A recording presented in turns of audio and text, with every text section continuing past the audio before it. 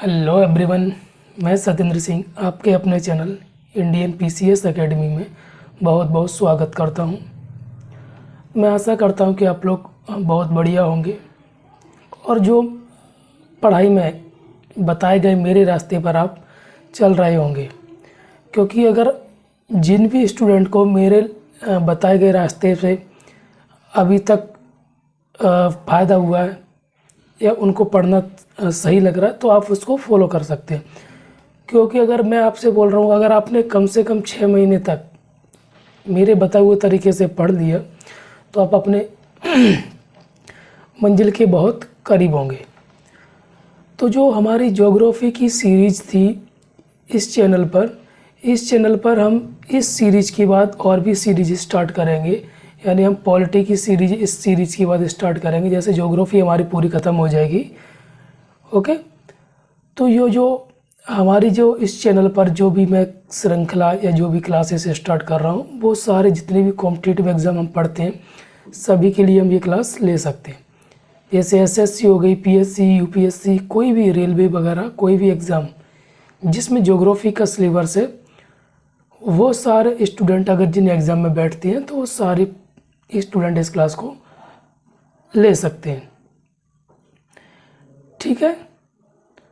और जो माध्यम रहेगा वो हमारा हिंदी रहेगा। और मैं इस क्लास के बारे में एक थोड़ी यूनिक बात ये है कि ये क्लास थोड़ी गहराई के साथ मतलब कैसे कोई टॉपिक हमने उठाया तो उसको फैक्ट के रूप में ना देखते हुए सिर्फ हम इसको डीप में पढ़ेंगे कि कोई चीज़ है तो क्यों है, उसके लाभ क्या हैं, उसको क्यों स्टार्ट किया गया पूरा हम, क्योंकि ऐसे क्वेश्चन मेंस में पूछे जाते हैं। प्री में तो पूछे जाते हैं, लेकिन मेंस में पूरी थ्योरी के हिसाब से पूछा जाता है। तो मेंस के हिसाब से हम यहाँ पर उसको पढ़ रहे हैं, ओके। उसके बाद यहाँ पर एक विशेषता ये होगी। दूसरी विशेषता है, जैसे हम ज्योग्राफी हमारे सिलेबस में जितने भी टॉपिक आते हैं, मान लो 10 टॉपिक हैं हमारी ज्योग्राफी में या किसी भी एग्ज़ाम में, जितनी भी ज्योग्राफी हम इंडियन ज्योग्राफी, वर्ल्ड ज्योग्राफी पढ़ते हैं, सारी पूरी की पूरी हम इसी चैनल पर कराएंगे, पूरे 10 के 10 चैप्टर। तो पहली बात तो ये कि गहराई के साथ कॉन्सेप्ट सब कुछ आपको मिलेगा हिंदी मीडियम के स्टूडेंट्स को। दूसरा कि फुल वीडियोस मिलेंगे। फुल वीडियोस आपको बहुत ही कम मिलेंगे और ऐसे वीडियो बहुत ही कम आपको यहाँ पर मिलेंगे कि प्री मेंस दोनों के हिसाब से हों। और मैं जैसे कोई टॉपिक स्टार्ट कराता हूँ उससे पहले एमसीक्यू कराता हूँ। एमसीक्यू से क्या होता है आपको पता चल जाता है कि एग्ज़ाम में क्वेश्चंस कैसे पूछे जाते हैं। अगर हमें अपनी खुद की टेस्ट सीरीज बनाना है तो उसको हम कैसे बना सकते हैं। तो ये हमारे इस चैनल की विशेषताएं थी। और उसके अलावा जैसे अगर हम यहाँ पर हमने जो चीज़ भी पढ़ी, जैसे हम कृषि पढ़ रहे हैं तो इसका जो भी कंटेंट होगा, जो भी पीडीएफ होगी, मैं अपने टेलीग्राम चैनल पर, इसी नाम से टेलीग्राम चैनल, तो वहाँ से आप डाउनलोड करके प्रिंट करा के अपने नोट्स बना सकते हैं, ठीक है। तो हमने अभी लगभग 6 से 7 वीडियो हमने कृषि के टॉपिक से कर लिए हैं। तो जो हमारी एग्रीकल्चर, इसमें और वीडियोस बनेंगे। मैंने आपको बताया था कि इसमें थोड़ा लंबा होने वाला है, क्योंकि बिल्कुल हम कॉन्सेप्ट पढ़ेंगे और कॉन्सेप्ट का प्री और मेंस दोनों के हिसाब से पढ़ेंगे तो गहराई होगी। तो आज हम पढ़ेंगे इसके कुछ संस्थान बचे हैं, जैसे जो संस्थान है कि गेहूं का अनुसंधान केंद्र कहाँ पर है, चावल का अनुसंधान केंद्र कहाँ पर है, उसके बाद संस्था है। उसके बाद हम सीधा हरित क्रांति पे आ जाएंगे। हरित क्रांति कब स्टार्ट की गई थी और उसके क्या लाभ थे और क्या हानियाँ थी, सब यहाँ पर हम देखने वाले हैं, ठीक है।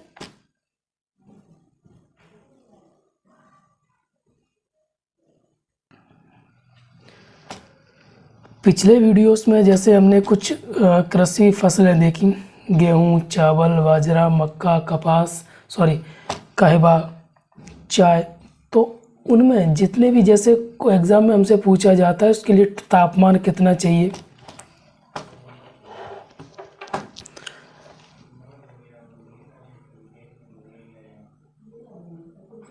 तापमान कितना चाहिए, वर्षा कितनी चाहिए, वहाँ पर कैसी मिट्टी है, ठीक है। तो क्या क्या विशेषताएं हैं और कौन सा देश और भारत का कौन सा राज्य इनमें प्रथम स्थान रखता है इनके उत्पादन में, सब चीज़ हमने पिछले क्लासेस में देखी हैं, सारी फसलों की हमने देखी हैं। आज हमारा जो टॉपिक रहेगा फसलों में वो रहेगा कपास। कपास से संबंधित जो भी क्वेश्चंस आपसे एग्जाम में पूछे जाते सब हम यहाँ पर करेंगे। पहला क्वेश्चन, हर लाइन से क्वेश्चन बनता है, हर लाइन से क्वेश्चन आपको बनाना भी है, ये मैं हर बार हर क्लास में आपको बताता हूँ। तो इस लाइन से क्वेश्चन क्या बनेगा वो आप खुद बताओगे। यह मालवेसी कुल का पौधा है, तो आपसे अगर पूछा जाए कि कपास कौन से कुल का पौधा है तो मालवेसी। फिर उसके बाद विश्व में मुख्यतः इसकी दो प्रजातियां पाई जाती हैं। प्रथम देसी कपास अर्थात गॉसिपियम और दूसरा होता है अरेबियम एवं गहरबेरियम। ठीक है, ये सब इसकी प्रजाति एक ही है, ये पूरा एक ही है। ठीक है ना, जो देसी कपास है उसी को हम क्या बोल देते हैं, गॉसिपियम बोल देते हैं, अर्बोरियम बोल देते हैं, गहरबेरियम बोल देते हैं। उसके बाद दूसरी जो प्रजाति है उसको अमेरिकन कपास कहते हैं, जैसे गायरसुटम। ठीक है, ये सारी प्रजाति। और ये प्रायद्वीपीय पठार भाग की लावा निर्मित काली मिट्टी इसके लिए सबसे सर्वाधिक उपजाऊ, ये सर्वाधिक आदर्श मिट्टी मानते हैं। तो ये पहला क्वेश्चन, ठीक है, ये नहीं पूछा जाता। ठीक है ना, ये आपसे नहीं पूछा जाएगा। फिर आपसे पूछा जाएगा कि इसके लिए कौन सी मिट्टी सर्वाधिक उपजाऊ है, तो काली मिट्टी है। कपास की कृषि के लिए अगर हम टेम्परेचर की बात करें तो 20 डिग्री सेल्सियस से 30 डिग्री सेल्सियस के बीच टेम्परेचर चाहिए। और यहाँ का जो वर्षा चाहिए, वर्षा कितनी चाहिए, 50 से 100 मीटर की वर्षा चाहिए। और यहाँ का जो क्लाइमेट होना चाहिए वो ओला और वह पारा रहित हो, यानी ना तो ज़्यादा सर्दी पड़े, ठीक है, ना ही ओले पड़े। भूरी काली दोमट मिट्टी तथा लाल व काली मिट्टी इसके लिए सर्वाधिक है। आपसे हमेशा याद रखना है काली मिट्टी। ओके, लाल पीली मिट्टी को आप छोड़ देना, लाल कुछ नहीं है, सिर्फ आपको याद रखना है कि काली मिट्टी। ऑप्शन में आपके पेपर में ये क्वेश्चन पूछे जाता है, इसी को हम बोलते हैं रेगुर मृदा। ठीक है, सस्ता श्रम भी कपास की कृषि हेतु एक प्रमुख आवश्यकता है। फिर उसके बाद अगर हम बात करें कि विश्व में भारत का कौन सा स्थान है, तो कपास क्षेत्र की दृष्टि से भारत का विश्व में प्रथम स्थान है। उत्पादन की दृष्टि से भारत विश्व में दूसरा है। देखो यहाँ पर क्या लिखा, अगर क्षेत्रफल की अगर हम बात करें तो सबसे ज़्यादा क्षेत्रफल की दृष्टि से भारत का कौन सा स्थान है, पहला। वही अगर मैं उत्पादन की बात करूँ तो उत्पादन का कितना है, दूसरा। और वही राज्यों की बात करूँ मैं भारत में तो सबसे ज़्यादा गुजरात, महाराष्ट्र, तेलंगाना, विथ परसेंटेज दिया गया तो परसेंटेज भी आप अगर लिखो तो लिख सकते हैं, तथा आंध्र प्रदेश मिलकर 60% से भी अधिक कपास का उत्पादन करता है। पंजाब व कर्नाटक आदि कपास के अन्य महत्वपूर्ण उत्पादक राज्य हैं। इसको महाराष्ट्र में कपास को सफ़ेद स्वर्ण यानी सफ़ेद सोना भी कहा जाता है। तो ये सारे कुछ अभी हमने जो भी डाटा देखा वो सारा डाटा अगर हमसे क्वेश्चन पूछे जाता है एग्ज़ाम में तो वहाँ से हम आसानी से कर सकते हैं, है ना। फिर उसके बाद अगली फसल हमारी क्या है, जूट है। तो सेम अगर आप ऐसा कॉलम बनाएं, जैसे कि यहाँ पर आपने जूट लिख लिया, इसके नीचे आप सारे कॉलम बना दो। सारे कॉलम मतलब तापमान कितना, वर्षा कितनी, मिट्टी, प्रथम अगर देश कौन सा है विश्व में, और प्रथम राज्य कौन सा है भारत में।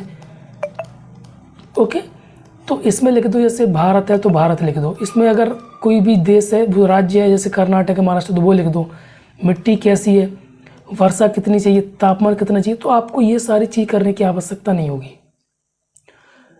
ओके, चलिए, यह एक रेशेदार फसल है जिससे बोरे, रस्सियाँ, कालीन, कपड़े आदि बनाए जाते हैं। जूट की उत्तम कृषि के लिए टेम्परेचर कितना चाहिए, 25 से 35 डिग्री सेल्सियस, यानी ये जहाँ पे ह्यूमिडिटी होगी वहाँ पर समुद्र के आसपास के एरिया में ज़्यादा होता है।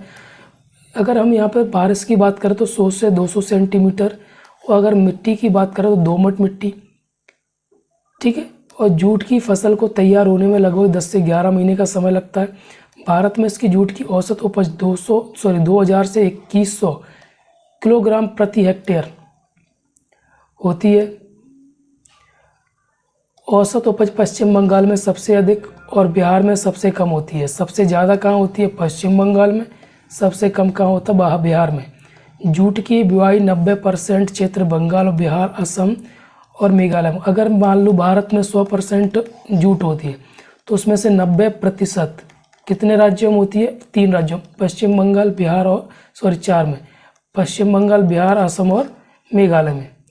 उड़ीसा, उत्तर प्रदेश, त्रिपुरा के तराई वाले भागों में इसकी खेती की जाती है। केवल पश्चिम बंगाल में सबसे ज़्यादा होती है। और उसके अलावा इसको याद मत करना आप, ठीक है। फिर उसके बाद अगली फसल है रबड़। 1 मिनट।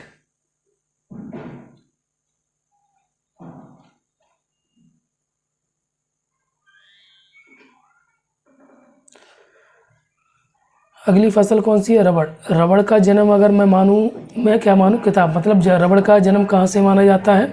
ब्राज़ील से। यह एक उष्णकटिबंधीय पौधा है। रबड़ वृक्ष के दूध यानी लेटेक्स से रबड़ प्राप्त होता है। 1902 में केरल में पेरियार नदी के किनारे इसके वृक्ष लगाए गए थे। कहाँ पर? केरल। इसकी उत्तम कृषि के लिए जो टेम्परेचर चाहिए 25 से 32 डिग्री सेल्सियस के बीच, अत्यधिक वर्षा चाहिए यानी 100 से ऊपर वर्षा होनी चाहिए सेंटीमीटर से, लाल लेटेराइट और चिकनी मिट्टी और दोमट मिट्टी, ठीक है। इसमें अधिक मानव श्रम की आवश्यकता होती है, यानी इसमें अगर हम खेती करेंगे तो इसमें मेहनत की आवश्यकता ज़्यादा पड़ती है, ठीक है। दक्षिण भारत में सबसे उपयुक्त दशाएं मिलती हैं। भारत में विश्व के कुल उत्पादन का लगभग 1.7% प्राकृतिक रबड़ प्राप्त किया जाता है। रबड़ के प्रति हेक्टेयर उपज की दृष्टि से भारत विश्व में अग्रणी है, ठीक है। सबसे ज़्यादा रबड़ अगर बात करूँ तो कहाँ पर होती है? भारत में। अगर मैं भारत के राज्यों की बात करूँ, सबसे ज़्यादा केरल में, तमिलनाडु में, कर्नाटक में और फिर अंडमान निकोबार द्वीप समूह में भी इसका उत्पादन किया जाता है। अब इसके बाद तंबाकू है। तंबाकू के लिए क्लाइमेट कैसा चाहिए? तापमान इतना चाहिए, वर्षा कम चाहिए, मिट्टी ऐसी चाहिए, ठीक है। इसको सुखाने के बाद, और अगर मैं बात करूं कि भारत में तंबाकू उत्पादन में प्रथम 3 राज्यों की, तो आंध्र प्रदेश, गुजरात और कर्नाटक। भारत विश्व का चौथा सबसे बड़ा तंबाकू निर्यातक, चीन दूसरा सबसे बड़ा उपभोक्ता राष्ट्र है। भारत में विश्व के कुल तंबाकू उत्पादन का 8% उत्पादन होता है। अब इसके बाद जो हम देखेंगे वो सारे संस्थान देखेंगे। जैसे यहाँ पर संस्थान दिए गए, इधर दिए गए, वो कौन सी जगह पर स्थित है। तो राष्ट्रीय मत्स्य उद्योग हैदराबाद और उड़ीसा दोनों जगह है। विकास बोर्ड राष्ट्रीय चावल शोध संस्थान कटक, ये कहाँ पड़ता है? उड़ीसा में। ये इसका नहीं है, ये उड़ीसा, ठीक है ना। भारत डेयरी निगम एवं राष्ट्रीय डेयरी विकास बोर्ड आनंद, गुजरात। भारतीय डेयरी अनुसंधान, दोनों में अंतर समझना है आपको। ये डेयरी अनुसंधान है, ये निगम है, ठीक है। राष्ट्रीय डेयरी विकास बोर्ड है ये, तो ये करनाल, हरियाणा में। गन्ना प्रजनन संस्थान कोयम्बटूर में। केंद्रीय कृषि अनुसंधान संस्थान पोर्ट ब्लेयर में। राष्ट्रीय जैव उर्वरक विकास केंद्र गाजियाबाद में। पशु स्वास्थ्य एवं पशु चिकित्सा जैविक संस्थान कोलकाता में, ठीक है ना। फिर उसके बाद कुछ बोर्ड दिए गए, जैसे coffee board Bengaluru Karnataka, rubber board Kottayam Kerala, चाय बोर्ड कोलकाता, तंबाकू बोर्ड गुंटूर, मसाला बोर्ड कोची, राष्ट्रीय मांस पोल्ट्री बोर्ड दिल्ली, भारतीय अंगूर प्रसंस्करण बोर्ड पुणे महाराष्ट्र, राष्ट्रीय मांस एवं कुक्कुट प्रसंस्करण दिल्ली। फिर कौन सा राज्य कौन सी जगह प्रथम स्थान रखता है, कौन से फसल में कौन सा राज्य प्रथम स्थान रखता है, ये सब चीज़ हम यहाँ पर देखेंगे, ठीक है। तो अगर मैं चावल की बात करूँ तो चावल में प्रथम स्थान पश्चिम बंगाल का, उत्तर प्रदेश का दूसरा। इसके लिए मैं ऐसा करता हूँ, एक सेपरेट वीडियो बनाता हूँ, उसमें आराम से आसानी से इसको मैं कर दूंगा, ठीक है ना। तो पिछले बोर्ड तक मैं इस क्लास को यहीं पे समाप्त करता हूँ। इसको मैं अगले वीडियो में देखूंगा, बिल्कुल सेपरेट वीडियो आराम से। ताकि होता क्या, मैं एक कारण बताता हूँ। जैसे कोई भी स्टूडेंट अगर सर्च करेगा फसलों के में उत्पादित पहले राज्य कौन से हैं, तो उनको आसानी से ये वीडियो मिल जाएगा। उसमें आप ढूंढोगे तो बहुत से स्टूडेंट क्या करते हैं, स्टार्टिंग में देख के चले जाते हैं, तो वो सोचेंगे ये गलत थंबनेल लगा दिया है, इसमें वो क्लासेस है ही नहीं। ठीक है, तो इस क्लास को मैं यहीं पे समाप्त करता हूँ। अगली क्लास में मैं ये पूरा सेपरेट वीडियोस का बनाऊँगा। ओके, ठीक है, थैंक यू।